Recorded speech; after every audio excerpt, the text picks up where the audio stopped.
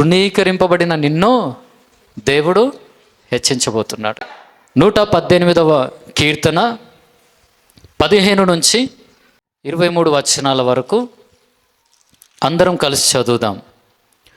118వ కీర్తన 15 నుంచి 23 వచనాల వరకు అందరం కలిసి చదువుదాం. నీతిమంతుల గుడారములలో రక్షణను గూర్చిన ఉత్సాహ సునాదము వినబడును. యెహోవా దక్షిణ హస్తము సాహస కార్యములను చేయును. యెహోవా దక్షిణ హస్తము మహోన్నతమాయెను. యెహోవా దక్షిణ హస్తము సాహస కార్యములను చేయును. నేను చావను, సజీవుడనై యెహోవా క్రియలు వివరించదను. యెహోవా నన్ను కఠినముగా శిక్షించను గాని ఆయన నన్ను మరణమునకు అప్పగింపలేదు. నేను వచ్చినట్లు నీతి గుమ్మములు తీయుడి, నేను వాటిలో ప్రవేశించి యెహోవాకు కృతజ్ఞతాస్తుతులు చెల్లించదను. ఇది యెహోవా గుమ్మము, నీతిమంతులు దీనిలో ప్రవేశించెదరు. నీవు నాకు రక్షణాదారుడవై నాకు ఉత్తరమిచ్చి ఉన్నావు. నేను నీకు కృతజ్ఞతాస్తుతులు చెల్లించదను. ఇల్లు కట్టువారు నిషేధించిన రాయి మూలకు తలరాయి ఆయను. అది యెహోవా వలన కలిగినది, అది మన కన్నులకు ఆశ్చర్యము. చదవని వాక్యాన్ని దేవుడు మన వెనికిడిలో దీవించునుగాక. చిన్న ప్రార్థన చేసుకుందాం. పరిశుద్ధుడా, ప్రేమగల తండ్రి, స్తోత్రం నాయన. సర్వాధికారి మీకు వందనాలు. ఈరోజు తృణీకరింపబడిన స్థితిలో ఎందరైతున్నారో వారిని మీరు హెచ్చించబోతున్నారు. మీకు వందనాలు. ఇదిగో తృణీకరింపబడిన రాయి మూలకు తలరాయి ఆయను. ఇది యెహోవా వలన కలిగినది, మన కన్నులకు ఆశ్చర్యమని మీ వాక్యం సెలవిస్తుంది. అయ్యా, మీరు ఆశ్చర్య కార్యాలు చేసే దేవుడు తండ్రి. తృణీకరింపబడిన వారిని మీరు హెచ్చించే దేవుడు తండ్రి. తృణీకరింపబడిన స్థితిలో ఎవరైతే వచ్చారో ఆ ప్రతి ఒక్కరిని కూడా మీరు దర్శించండి. మీ నామాన్ని గణపరచేవారిగా నిలబెట్టుకోమని అడుగుతూ కూడి వచ్చిన అందరినీ మీ హస్తాలకు అప్పగించుకుంటున్నాం.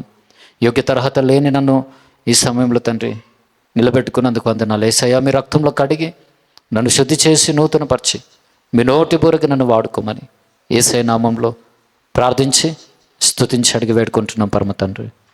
ఆమేన్, ఆమేన్. 22వ వచనాన్ని మనం ధ్యానించుకుందాం.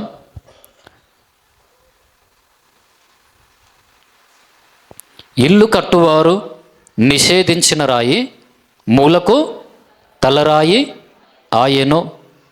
అది యెహోవా వలన కలిగినది, అది మన కన్నులకు ఆశ్చర్యము. ఇల్లు కట్టువారు నిషేధించిన రాయి మూలకు తలరాయి ఆయెను. ఇల్లు కట్టువారు అనంటే మామూలుగా ఇప్పుడు ఈ లోక సంబంధంగా ఆలోచిస్తే బిల్డర్స్ అనుకోండి. వాళ్ళు నిషేధించిన రాయి, వాళ్ళు ఎప్పుడు రాళ్ళని నిషేధిస్తారు తెలుసా? బిల్డింగ్ కొరకు మెటీరియల్ తెస్తున్నప్పుడు కింద పునాది వేస్తున్నారు అనుకోండి, ఎంత పెద్ద బిల్డింగ్ కట్టినా కానీ దానికి రాళ్ళు మాత్రం అవసరం, పల్లరాళ్ళు. హల్లెలూయా. ఆ రాళ్ళు తెస్తున్న క్రమంలో అన్ని రాళ్ళల్లో ఒక రాయి తేడా కనిపించింది, డిఫరెంట్గా అనిపించింది అనుకోండి, ఏం చేస్తారు? దాన్ని తీసి పక్కన పెడతారు. దేవునికి మహిమ కలుగును గాక. ఇక్కడ ఉన్న పాస్టర్ కూడా ఒక మంచి బిల్డర్ అన్నట్టు, అంతే కదా పాస్టర్? హల్లెలూయా. పనికిరాందుంటే మీరు ఏం చేస్తారు? పక్కకు పెడతారా పెట్టరా? ఎవరైనా పెడతారు. హల్లెలూయా, హల్లెలూయా, హల్లెలూయా. అలాగే యెరూషలేము దేవాలయం కట్టబడుతున్న సమయంలో సొలొమోను ద్వారా మందిరము నిర్మించబడుతున్న కాలంలో నిర్మించబడుతున్నప్పుడు హీరాము శిల్పకారులు సొలొమోను పంపిన గిబ్లీలు తీసుకొచ్చినటువంటి రాళ్ళు ఉంటాయి కదా, ఆ రాళ్లను చెక్కి యెరూషలేము మందిరానికి ఉపయోగించారు. కాకపోతే అక్కడ దేవుడు నియమించిన నిబంధన ఏంది అని అంటే, ఈ మందిరం దగ్గర ఒక సుత్తె సప్పుడు కానీ, గొడ్డల సప్పుడు కానీ, రాళ్ళ సప్పుడు కానీ ఏది రావద్దు. ఎలాంటి శబ్దం వినిపించకూడదు. దేవుడిచ్చిన ఆజ్ఞ అది. ఎందుకు ఇచ్చి ఉంటాడు అంటారు? హల్లెలూయా, హల్లెలూయా. ఇక్కడ రాళ్ళ చప్పుడు వినిపించకూడదు. ఇక్కడ ఎలాంటి శబ్దాలు ఉండొద్దు. ఎక్కడైతే రాళ్ళు ఉంటాయో అక్కనే వాటిని మలుచుకొని తీసుకొని రండి అని దేవుడు ఆజ్ఞాపించాడు. కొన్నిసార్లు రాళ్ళ సప్పుడే సహించని దేవుడు ఫోన్ల సప్పుడు సహిస్తాడా? ఫోన్ల చప్పుడు సహిస్తాడా? హల్లెలూయా. దేవుడు పాత నిబంధన కాలంలో ఉంటే బాగుండేనేమో కదా. హల్లెలూయా, హల్లెలూయా. ఇదిగో మందిరము దగ్గర కొన్ని అనవసరమైన శబ్దాలు ఆయనకి ఇష్టము ఉండవు. చాలామంది కొన్నిసార్లు మందిరంలో ఉన్నప్పుడు కూడా ఏం చేస్తారో తెలుసా? నోటిని కంట్రోల్లో ఉంచుకోలేరు. ఏనో మాట్లాడిన బూతులైనా సరే, నేను మాట్లాడతలేను కదా, ఏనో జరిగిన బూతులైనా సరే నీ నోటి నుంచి మందిర ఆవరణంలో రావడానికి వీల్లేదు. ఇంకో రకంగా చెప్పాలంటే, ఇదిగో ఈ మందిరం కంటే ముందు నువ్వే ఒక మందిరమై ఉన్నావు, దేవునికి ఆలయమై ఉన్నావు. నీలో అనవసరమైన శబ్దాలు ఇక నుంచి ఉండడానికి వీలు లేదు. అది దేవునికి ఇష్టం ఉండదు. ఆయన నివసించే స్థలం ఇది. ప్రాముఖ్యంగా ఈ మందిరం కంటే ముందు ఆయన నీలో నివసించాలని ఆశపడుతూ ఉన్నాడు. ఆయనకు ఇష్టం లేని, ఆయనకి ఇరిటేషన్ తెప్పించే శబ్దాలు నీలో ఉంటే ఆయన నీలో ఉండలేడు. ఇదిగో ఈ మందిరములో అనవసరమైన శబ్దాలు ఉంటే ఆయన సన్నిధి ఇక్కడ పనిచేయదు. ఆయన ఇక్కడ సంచరించడం కష్టమైపోతుంది. హల్లెలూయా, హల్లెలూయా. అగో ఎలాంటి శబ్దాలు? అనవసరమైన ఇక్కడ ఒకటే శబ్దం. ఏ శబ్దం? ఆయనను స్తుతించే శబ్దం తప్పితే వేరేది వినిపించడానికి వీల్లేదు. మందిర ఆవరణంలో ఉన్న, మందిర బయట ఉన్న ఈ రాళ్ళ యొక్క శబ్దము అక్కడ ఉండొద్దు అని తెలియజేస్తున్న దగ్గర దేవుడు ఒక మంచి సత్యాన్ని మనకు నేర్పిస్తూ ఉన్నాడు. ఎందుకంటే దేవుడు సొలొమోను ద్వారా కట్టించాలనుకున్న మందిరంలో ఆయన నివసించాలనుకుంటున్నాడు. ఎవరైతే ఇదిగో దేవుడు అంటాడు, ఈ మందిరమందు చేయబడు ప్రార్థనల మీద నా కన్ను దృష్టి ఉంటుంది. ఆ మందిరం వైపు చూసి ప్రార్థన చేసిన చాలు, దేవుడు కార్యాలు చేస్తానని తెలియజేశాడు సొలొమోనుకి. చేశాడు కూడా, జరిగించాడు కూడా. ఎందుకు తెలుసా? దేవుడు చెప్పినట్లుగా మందిరము యొక్క వాతావరణం ఉంది అక్కడ. ఇక్కడ రాళ్ళ చప్పుడు రావద్దు. ఎక్కడ రావాలి? అక్కనే వాటిని చెప్పుకొని రావాలి. హల్లెలూయా, హల్లెలూయా. నీ శబ్దాలన్నీ నీ ఇంటి దగ్గరనే వదిలిపెట్టవచ్చు కాక, ఎప్పుడు మందిరానికి వచ్చిన నీ శబ్దాలు ఎక్కడికి? క్లోజ్ అయిపోవాలి యేసునామంలో. ఇంటికి వెళ్ళిన తర్వాత మళ్ళీ స్టార్ట్ అయిపోవద్దు. ఆయనకి ఇరిటేషన్ తెప్పించే ప్రతి శబ్దం నీలో నుంచి వెళ్ళిపోవును గాక. రాళ్ళంటే కొట్టిందాక తప్పదు, శబ్దం వచ్చిందాక తప్పదు. మనం రాళ్ళైతే కాదు కదా, రాళ్ళైతే కాదు కదా. హల్లెలూయా. మనం ఒక మెటీరియలా చెప్పండి? అవునా? కాదు. నిన్ను ఒక పరిశుద్ధ మందిరముగా దేవుడు కట్టాలంటే నీళ్ళు అనవసరమైన శబ్దాలన్నీ కూడా పారిపోవాలి. ఈరోజు ఆయనకి ఇష్టం లేని శబ్దాలు నువ్వు ఇక్కడ, బయట, నీ ఇంటి దగ్గర, నువ్వెక్కడ కూడా మాట్లాడడానికి వీల్లేదు. ప్రాముఖ్యంగా గుర్తుంచుకోండి. ఎంత చెప్పిన ఎవరన్నా నోరు జారుతారేమో, జారొచ్చు, జారడానికి జారరు అని గ్యారంటీ ఇవ్వలేము. కానీ ఈ మందిరం దగ్గర మాత్రం చాలా జాగ్రత్తగా మనం ఉందుము గాక. హల్లెలూయా. దేవుని యందు భయభక్తులతో ప్రవర్తించదుము గాక. దేవుడు అంటాడు, నా మందిరము. ఏ మందిరము అంటే ఎవరి మందిరం ఇది? మనదే కాదు, ఆయనది మందిరం. నాదే? హల్లెలూయా. ఇది ఎవరి మందిరము? దేవుని మందిరం. దేవుడు అంటాడు, ఇది నా మందిరము, సమస్త జనులకు ప్రార్థనా మందిరము. ఏ మందిరము? ప్రార్థన మందిరము. ఏ జనులకంట? సమస్త జనులకు. ఎంతకాలం అయితే ఇది నా ఇష్టం అన్నట్లుగా మనం ప్రవర్తించము, సంఘంలో ముందు నుంచున్న వారమైనా వెనుకొస్తున్న వారమైనా, ఇది దేవునిది అనే ఒక మంచి ఉద్దేశంతో ఎంతకాలం మనం నడుస్తూ ఉంటామో అంతకాలం దేవుడు ఇక్కడ నడుస్తూ సంచరిస్తూ ఉంటాడు. మన ఇష్టానుసారంగా మాట్లాడకుండా ప్రవర్తించకుండా ఎంతకాలం ఉంటామో, ఆయనకు అసహ్యమైనది ఎంతకాలము చేయకుండా మనం ఇక్కడ భయభక్తులతో ప్రభువును వెంబడిస్తామో అంతకాలం ఇక్కడ ఆయన సంచరిస్తూ ఉంటాడు. ఆయన సంచరిస్తున్నంత కాలము ఇక్కడుండే మీ జీవితాలు ఉన్నతమైన స్థితిలో ఉంటాయి యేసు నామములో. ఆయన రాకడ వరకు మీరు నమ్మకమైనటువంటి దేవుని బిడ్డలుగా నిలబడగలుగుతారు. ఈ మందిరంలో ఎల్లప్పుడైనా మహిమ ఎప్పుడు ఉంటుందంటే, ఆయన ఆశించినట్లుగా ఈ మందిర వాతావరణము, ఇక్కడ మాట్లాడే మాటలు శబ్దాలు ఉన్నప్పుడు దేవునికి మహిమ కలుగును గాక. ఎల్లప్పుడు అదే వాతావరణం ఇక్కడ ఉండును గాక. ఎందుకు ఈ విషయాలు దేవుడు జ్ఞాపకం చేస్తున్నాడు? కారణం లేకుండా దేవుడు జ్ఞాపకం చేయడు.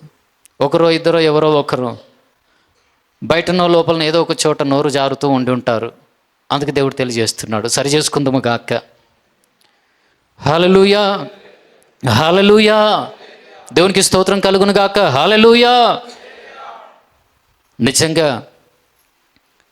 ఆ రోజు యెరూషలేములో మందిరాన్ని నిర్మించడానికి తీసుకొని వచ్చినటువంటి రాళ్ళు అక్కడనే చెక్కి తీసుకొని వచ్చారు. హల్లెలూయా. రాళ్ళన్నీ ఒకే పరిమాణంలో ఉన్నాయంట. రాళ్ళన్నీ ఒకే పరిమాణంలో ఉన్నాయి, ఒకే సైజులో, ఒకే ఆకారంలో ఉన్నాయి. అందులో ఒక్క రాయి మాత్రం డిఫరెంట్ ఉంది. అన్ని రాళ్ళ కంటే ఒక్క రాయి మాత్రము డిఫరెంట్ ఉంది. ఉన్న రాళ్ళన్నిటికంటే వ్యత్యాసంగా ఉంది. అన్ని రాళ్ళు ఒకలాకుంటే ఒక్క రాయి మాత్రమే వేరే ఉంది. అక్కడ ఉన్న వాళ్ళు అనుకున్నారు, ఏమని తెలుసా, ఏంది ఈ రాయి తేడా ఉంది, ఇది పనికిరాని రాయి ఉన్నట్టుంది, అన్ని రాళ్ళు ఒకలాగుంటే ఇదంతా తేడా ఉంది అని అది ఎక్కడ పారద్రోశారంట? ఆ రాయిని కిద్రోను లోయలోనికి ఆ రాయిని తోసేశారంట. కిద్రోను లోయ. యెరూషలేము మందిరం నిర్మించడానికి తీసుకొచ్చిన రాళ్ళల్లో అన్ని రాళ్ళ కంటే వ్యత్యాసంగా ఒక రాయి ఉంది. ఈ రాయి పనికిరాదు మనకు అనుకొని ఆ రాయిని కిద్రోను లోయలో తోసేసిర్రు. అనేక సంవత్సరాలు గడిచిన తర్వాత ఏం జరిగిందంటే, కావలసిన మెటీరియల్ అంతా, సామాగ్రి అంతా సమకూర్చుకున్నాక దేవాలయం యొక్క మందిరం యొక్క నిర్మాణము ప్రారంభించుటకు కార్మికులందరూ హల్లెలూయా పని పూనుకున్నారు. అంత వచ్చేసింది కదా, పని ప్రారంభిద్దాం అనుకున్నారు. పని ప్రారంభిద్దాం అనుకున్న సమయంలో వాళ్ళు వెతికారు, దేని కొరకు? ఇప్పుడు మూలరాయి కావాలి కదా. ఏం రాయి కావాలి? మూలరాయి కావాలి. వెతికితే మూలరాయి లేకుండా పని ప్రారంభమవుతుందా? కాదు. అసలు నిర్మాణం చేయడం సాధ్యమో కాదు. హల్లెలూయా, హల్లెలూయా. గట్టిగా స్తోత్రం చెప్దామా? హల్లెలూయా. ఆ పని ప్రారంభించుటకు పూనుకున్న తర్వాత ముఖ్యమైన మూలరాయిని పంపమని శిల్పకారులకు కబురు పంపారంట. ఎవరైతే రాళ్ళు చెక్కి ఈ మందిరం దగ్గరికి పంపించారో వాళ్ళు కబురు పెట్టారు, ఏమని? ఇదిగో ఇక్కడ మేము పని ప్రారంభించాలనుకుంటున్నాము, ఇక్కడ మూలరాయి మాత్రం లేదు, ఆ మూలరాతిని పంపండి అని కబురు పెడితే, హల్లెలూయా, ఆ శిల్పకారులు అంటున్నారంట, అనేక సంవత్సరాలకు ముందే ఆ మూలరాయిని మేము మీ దగ్గరికి పంపించాము అని సమాధానం ఇచ్చారు. హల్లెలూయా. అప్పుడు వాళ్ళు ఏం చేశారు తెలుసా? బల్బు వెలిగి మెల్లగా కిద్రోను లోయ దగ్గరికి వెళ్ళారు. ఆ త్రోసి వేసిన రాతని జ్ఞాపకం చేసుకొని లోయ దగ్గరికి వెళ్ళారు. అరే పొరపాటు చేసాము, ఇది వ్యత్యాసంగా ఉంది, ఇది పనికి రాదనుకొని లోయలో దోసేసినాము. అసలు పని ప్రారంభం కావాలంటేనే ఆ రాయి కావాలి, ఇది లేకపోతే అసలు ఈ మందిర నిర్మాణమే జరగదు, నిర్మించడం అసాధ్యము అనుకొని లోయ దగ్గరికి వెళ్తే, ఆ రాయి ఎక్కడ? లోయ. సంవత్సరాలు గడిచిపోయింది, చెట్లు పెరిగిపోయినాయి, గడ్డి చెత్త చెదారం, ఆ లోయ అంతా పూడ్చుకుపోయినట్లుగా అయింది. తప్పదు కదా. అంత క్లీన్ చేసుకుంటూ వెళ్ళి వెళ్ళి వెళ్ళి అనేక పొదలు చెత్త క్రింద ఉన్న రాయిని తీసుకొని పైకి తీసుకొచ్చారంట. హల్లెలూయా, హల్లెలూయా, హల్లెలూయా. తీసుకొచ్చి అప్పుడు నిర్మాణాన్ని కొనసాగించారు. తృణీకరింపబడిన రాయి ఇప్పుడు ఏమైంది? పనికి రాదు అనుకొని లోయలో పడద్రోయబడిన రాయి ఏమైంది? ఏమైంది చెప్పండి? మూల రాయిగా మార్చబడింది. చప్పట్లు కొట్టి దేవుని మహిమ పరుద్దామా? ప్రభువైన యేసుక్రీస్తు ఈ లోకానికి మనిషి పాపములను క్షమించి వారి శిక్ష అంతా భరించటానికి, వారి పాపభారం అంతా మోయడానికి, నశించిపోతున్న మనిషిని వెతికి రక్షించటానికి ఈ లోకానికి వచ్చినప్పుడు యూదులు యేసయ్యను ఏం చేశారు తెలుసా? ఏం చేశారు? తృణీకరించారు. ఏం చేశారు? తృణీకరించారు. ఇదిగో నేను దేవుని కుమారుడను, ఆయనలో నేను నాలో ఆయన ఉన్నాడని చెప్తే దేవదూషణ చేస్తున్నాడని ఆయనను తృణీకరించారు. ఎవరు పట్టించుకోలే యూదులు సరిగ్గా. యోహాను సువార్త 1వ అధ్యాయము, యోహాను సువార్త 1వ అధ్యాయం 8వ వచనం. అతడు ఆ వెలుగై ఉండలేదు కానీ ఆ వెలుగును గురించి సాక్ష్యం ఇచ్చుటకు అతడు వచ్చెను. నిజమైన వెలుగు ఉండెను, అది లోకములోనికి వచ్చుచు ప్రతి మనుష్యుని వెలిగించుచున్నది. ఆయన లోకములో ఉండెను, లోకము ఆయన మూలముగా కలిగెను, కానీ లోకము ఆయనను తెలుసుకొనలేదు. ఆయన తన స్వకీయుల యొద్దకు వచ్చెను, ఆయన స్వకీయులు ఆయనను అంగీకరింపలేదు. అనేకులు యేసుక్రీస్తును అంగీకరించలే. మనిషిగా ఈ లోకానికి వచ్చినప్పుడు నీ ద్వారా రక్షణ రావటం ఏంది అనుకున్నారేమో, అనుకున్నారు. లోకములోనికి ఆయన వచ్చాడు కానీ లోకము ఆయనను అంగీకరించలేదు. ఈరోజు కూడా అనేకులు అంగీకరించటం లేదు, యేసుక్రీస్తును తృణీకరిస్తూ ఉన్నారు. నానా మాటలు అంటున్నారు ఈ రోజుటికి. ఇంకా హల్లెలూయా, హల్లెలూయా, హల్లెలూయా.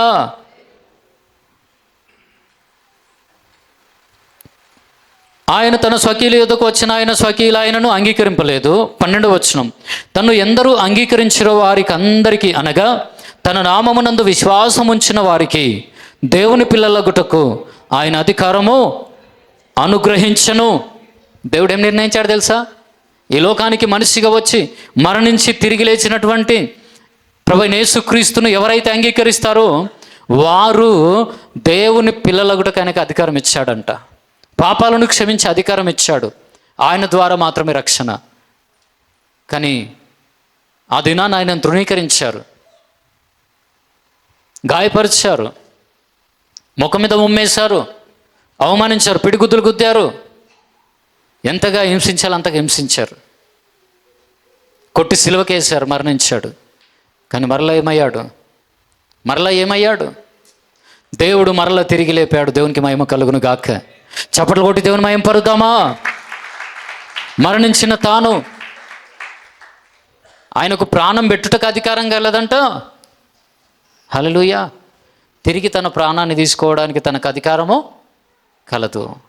ఆయన మరణం మీద విజయం పొంది మరణమును గెలిచి తిరిగి లేచాడు. దేవునికి మహిమ కలుగును గాక. ఈరోజు ఆయన ఎక్కడున్నాడు తెలుసా? తండ్రి కుడి పార్శ్వాన ఉన్నాడు. ఈ లోకం తృణీకరించిందేమో కానీ యేసయ్య ఎక్కడున్నాడు తెలుసా? తండ్రి కుడి పార్శ్వాన ఉన్నాడు. తనను అంగీకరించిన వారిని కూడా ఆయన విడిచిపెట్టకుండా ఆయన వాగ్దానం చేశాడు. ఇదిగో యుగ సమాప్తి వరకు, నేను యుగ సమాప్తి వరకు సదాకాలం మీతో కూడా ఉన్నాను అని వాగ్దానం చేసి ఆత్మస్వరూపుడుగా ఇదిగో ఆయన రాకడి వరకు మనతో ఉండడానికి నిర్ణయం కలిగి ఈరోజు ఇంకను ఏ రోజైతే మరణించి తిరిగి లేచి ప్రభు కుడి పార్శ్వాన చేర్చబడ్డాడో ఆ రోజు తన ఆత్మను పంపించి ఆత్మస్వరూపుడుగా మన మధ్యలో సంచరిస్తూ ఉన్నాడు. మరలా ఆయన తిరిగి రాబోతున్నాడు. గట్టి చప్పట్లు కొట్టి దేవుని మహిమపరుద్దాం. హల్లెలూయా.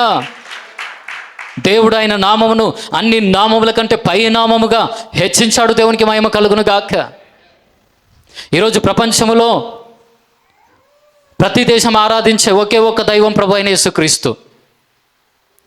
హల్లెలూయా, హల్లెలూయా. నిజంగా ఆయనను ఆరాధించినట్లుగా అంత ఎక్కువగా ప్రపంచమంతా ఆరాధింపబడుతున్న ఒకే ఒక దైవం యేసుక్రీస్తు. హల్లెలూయా. దేవునికి మహిమ కలుగును గాక. అంత గొప్ప దేవుని మనం కలిగి ఉన్నాం. తృణీకరింపబడిన యేసయ్యను ఏం చేశాడు? ఏం చేశాడు? మూలరాయిగా చేశాడు. తండ్రి కుడి పార్శ్వాన ఉన్నాడు ఈరోజు ఆయన.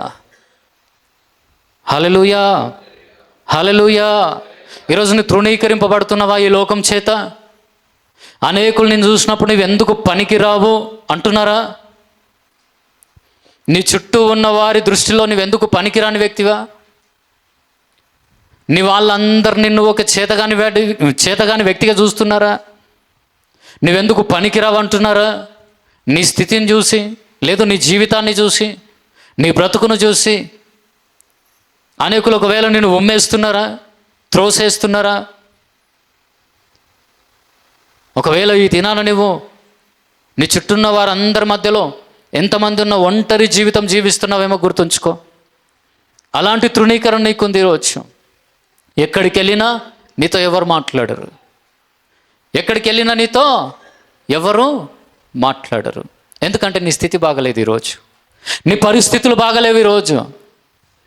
ఇతరులు నీతో మాట్లాడదామంటే అనేకులకు నీవు ఎలా కనిపిస్తున్నావంటే అసహ్యంగా కనిపిస్తున్నావు.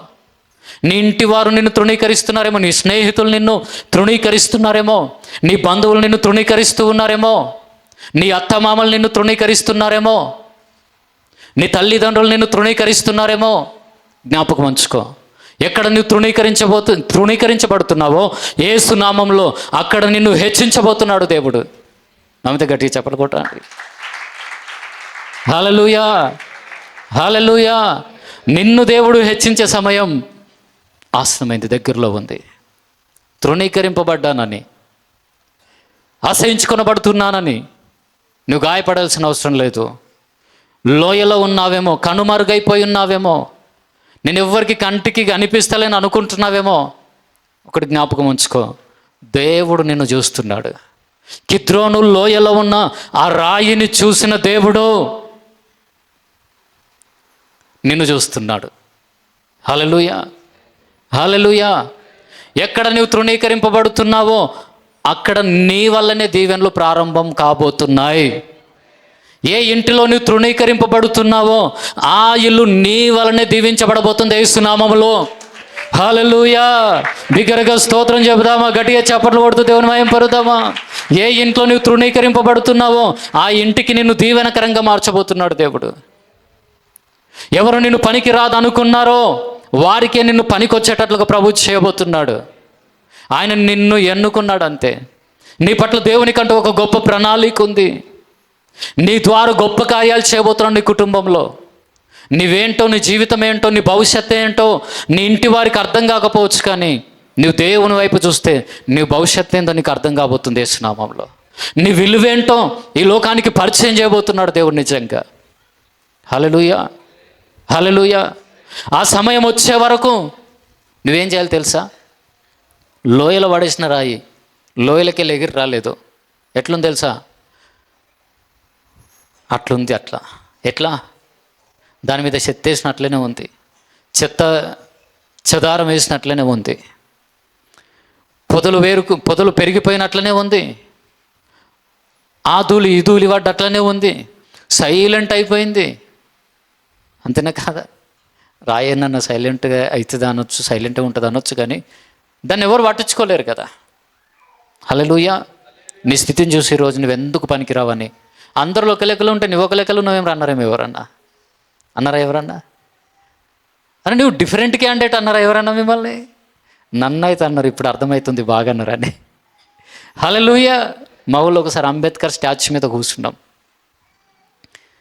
మా ఊరైన ఒక అన్న అన్నాడు, దాసు అందరు యాక్టివ్గా ఉంటారు, షార్ప్గా ఉంటారు, నువ్వేంది దాసు ఏదో కోల్పోయినట్టు ఇట్లనే ఉంటావు, అసలు నువ్వేం కావాలనుకుంటున్నావురా, నువ్వేం చేయాలనుకుంటున్నావురా ఇట్లనే అడుగుతున్నాడు. నీ గురించి ఏం అర్థమైతే లేదురా. హల్లెలూయా. నిజమే, ఎవ్వరికి అర్థం కాలేనటువంటి డిఫరెంట్ క్యాండిడేట్ అనేవి యేసు నామములో. హల్లెలూయా, హల్లెలూయా. ఏమనుకోకండి, ఎవరన్నా నిన్ను ఒక మెంటల్ గాడు అంటున్నారా? గట్టిగా స్తోత్రం చెప్పు అంతే. హల్లెలూయా. ఎవరు మాటినవేమిరా, ఎవరికి అర్థం కావేమిరా అంటున్నారా ఎవరన్నా? ఎవరికి అర్థం కావేం తల్లి అంటున్నారా ఎవరన్నా? హల్లెలూయా. అందరు బతుకు ఒకలాగుంటే నీ బతుకు ఒకలాగుంది అంటున్నారా? దేవునికి స్తోత్రం కలుగును గాక. నిజంగానే నువ్వు ప్రత్యేకమైన వ్యక్తివి. హల్లెలూయా. నిన్ను నీవు చూసుకుంటున్నప్పుడు అందరి పరిస్థితులు బాగున్నాయి, అందరూ మంచిగా వాడబడుతున్నారు, విలువ వస్తుంది అందరికీ, నాకు మాత్రం ఏ విలువ లేదు ప్రభు అనుకుంటున్నావా? ఈరోజు గమనించు, దేవుడు నేను చూస్తున్నాడు. తొందరలో నీ టైం రాబోతుంది, నీ ద్వారానే ఒక కట్టడం జరగబోతుంది యేసు నామములో. విలువ లోకానికి ఏ రాళ్లకు విలువిచ్చిర్రో, నువ్వు లేకపోతే ఆ రాళ్లకు విలువ లేదు అన్నంతగా దేవుడు నేను చేయబోతున్నాడు యేసు నామములో. చేస్తాడా అట్లా? నువ్వు చప్పట్లు కొడితే చేస్తాడు నమ్మి. దేవునికి స్తోత్రం కలుగును గాక. ఆయనందుకు చాలినవాడు. నీ జీవితాన్ని దేవునికి అప్పగించే రోజు నువ్వు దేవుని చేతుల్లో ఉండు. ఎందరు చీ అనేటట్లుగా నీ జీవితం ఉన్నా సరే, తొందరలో ఒక సమయం రాబోతుంది. హల్లెలూయా. ఎక్కడ నువ్వు తృణీకరింపబడ్డావో అక్కడే నిన్నే నిలబెట్టి దేవుడు అద్భుతం చేయబోతున్నాడు. వారి మధ్యలోనే దేవుడు నిన్ను నిలబెట్టి ఆశ్చర్యకార్యాలు జరిగించబోతున్నాడు. దేవునికి మహిమ కలుగును గాక. హల్లెలూయా. ఏ కుప్పలో నుంచి నువ్వు తృణీకరింపబడ్డావో ఆ కుప్పకు విలువ రాబోతుంది. ఒక రాళ్ళ కుప్ప ఉంది అక్కడ ఆ రోజు యెరూషలేము మందిరం కట్టేటప్పుడు.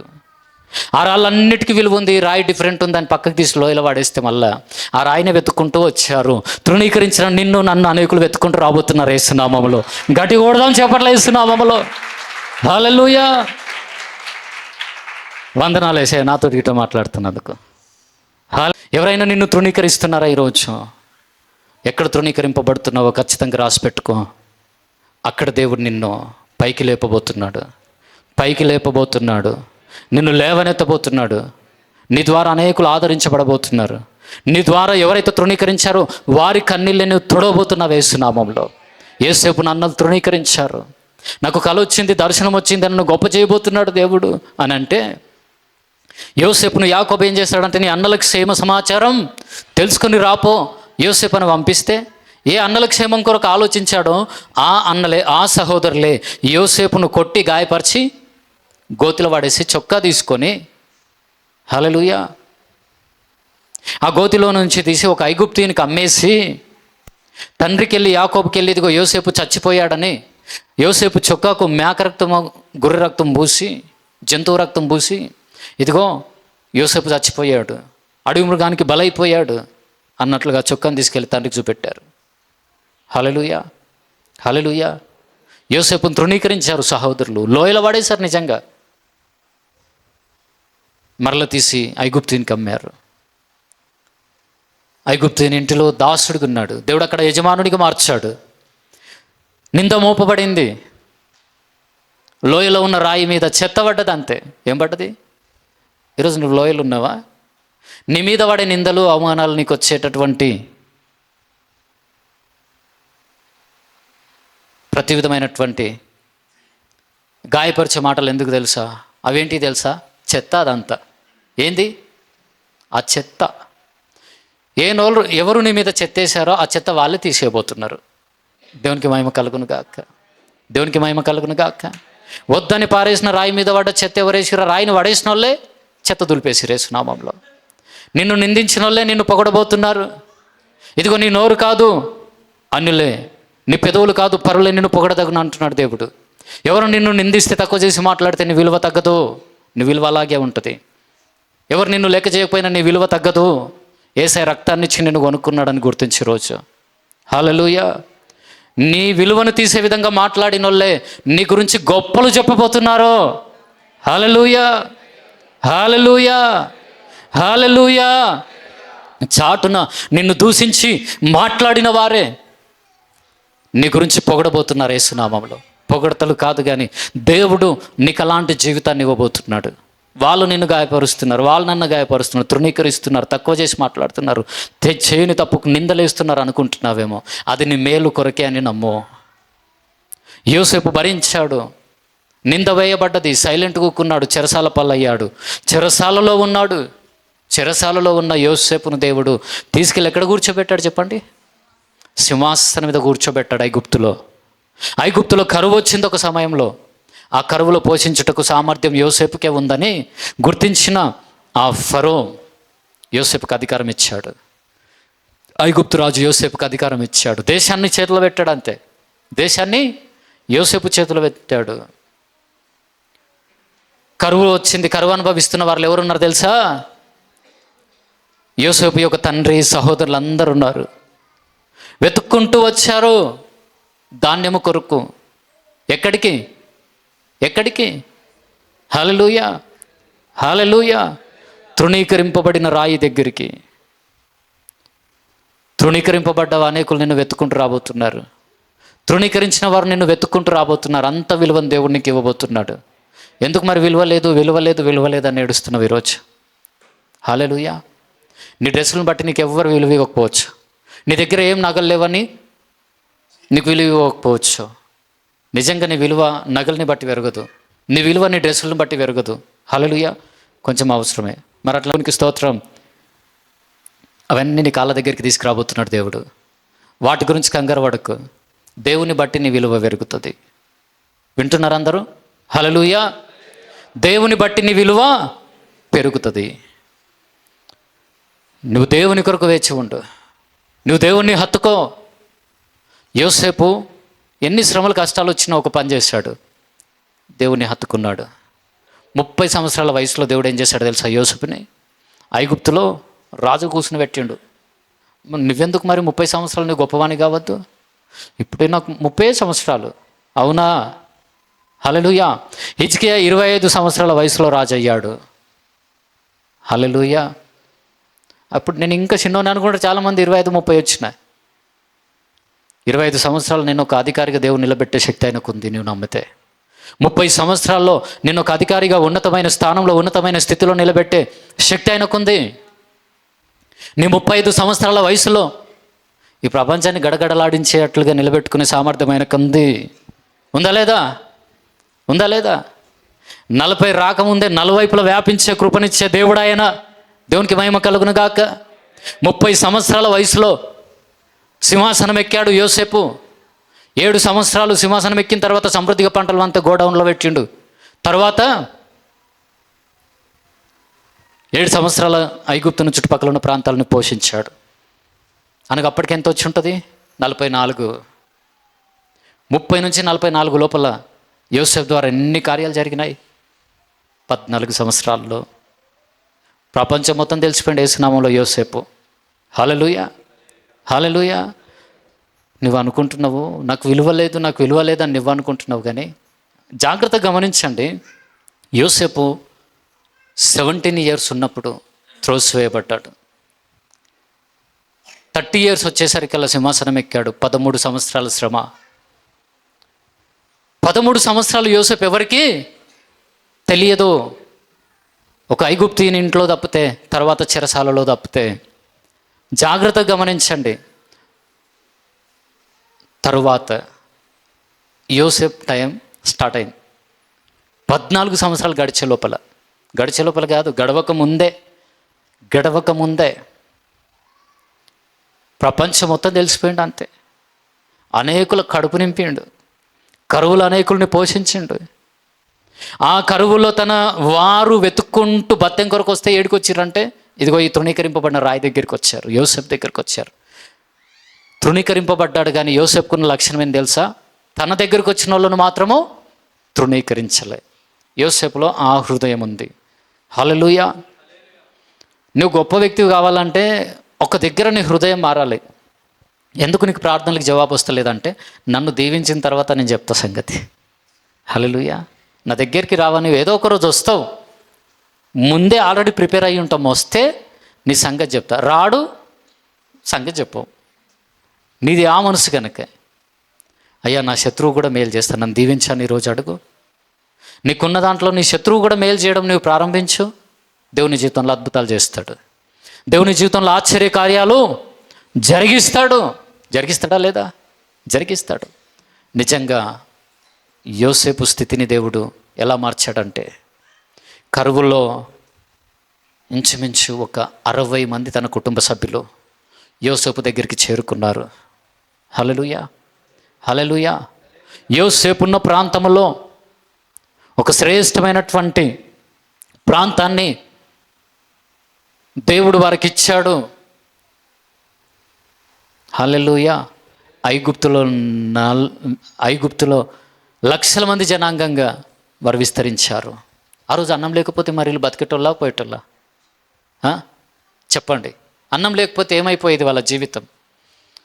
హల్లెలూయా. బ్రతికించి సంఖ్యను విస్తరింపజేసిన దేవుడు ఆయన. ఎవరిని వాడుకొని? తృణీకరింపబడిన రాయిని వాడుకొని. యోసేపు లాంటి మనసు కలిగి ఉందుము గాక. నువ్వెంత తృణీకరింపబడినా, ఇతరులు ఎంత గాయపరిచినా నీ మనసు ఒకటే, యేసయ్యలో ఉన్న ప్రేమ నీలో ఉండును గాక. నీకు కీడు చేసే వారికి నువ్వు మేలు చేసే వ్యక్తిగా ఉందువు గాక. హల్లెలూయా. ఇతరులు నీకు ఎంత కీడన చేయని, కానీ నువ్వు మాత్రం చేతనైతే మేలే చేయాలి తప్ప కీడెవరికి. యోసేపు ఎవరికైనా కీడు చేశాడా అనుకుంటున్నావా ఈరోజు? నేను ఎవరికి కీడు చేసిన ప్రభు, నాకు ఎందుకు ఇంత అన్యాయం జరుగుతుంది? ఎందుకు తెలుసా? సింహాసనం మీద కూర్చుని నీకు అంతే, ఇక వేరేదేం లేదు. సింహాసనం మీద కూర్చుని నీకనే. హల్లెలూయా. నేను ఎవ్వరికి ఏ అన్యాయం చేయలే, ఏ కీడు చేయలే. మరి నాకు ఎందుకు ఇట్లా జరుగుతుంది? ఎందుకు తెలుసా? యోసేపుకు ఎందుకు గుంత, ఎందుకు చెరసాల, ఎందుకు నింద? హల్లెలూయా. గుంత తర్వాత నింద, నింద తర్వాత చెరసాల. ఇప్పుడు ఆయన స్టెప్స్ అవే. ఆయన స్టెప్స్ సింహాసనం మీదకి వెళ్ళాలంటే గుంతలకు వెళ్ళాలి యోసేపు, లేకపోతే సింహాసనం లేదు. సింహాసనం మీదకి వెళ్ళాలంటే నింద మోపబడాలి. ఎందుకు? నింద మోపబడకపోతే చెరసాలకు వెళ్ళాడు. చెరసాలకు వెళ్ళకపోతే చెరసాలకే కదా వచ్చేది. రాజు దగ్గర తప్పు చేసినటువంటి తన ఉద్యోగస్తులు చెరసాలకు వస్తారు, అది దేవునికి తెలుసు. అందుకే యోసేపు నాడికి పంపించిండు. దేవునికి మహిమ కలుగును గాక. హల్లెలూయా. హల్లెలూయా.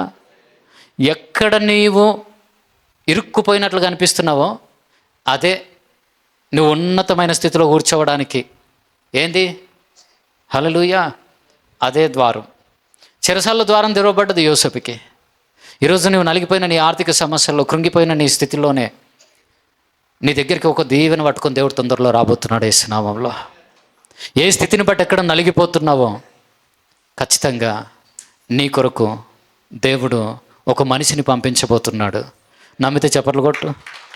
దేవుడు తన దూతను పంపించబోతున్నాడు. దేవునికి మహిమ కలుగును గాక. తన ఒక గొప్ప ప్రణాళికతో ఒక వ్యక్తిని నీ దగ్గరికి పంపించబోతున్నాడు దేవుడు. హల్లెలూయా. హల్లెలూయా. ఆ ఒక్క వ్యక్తి చాలు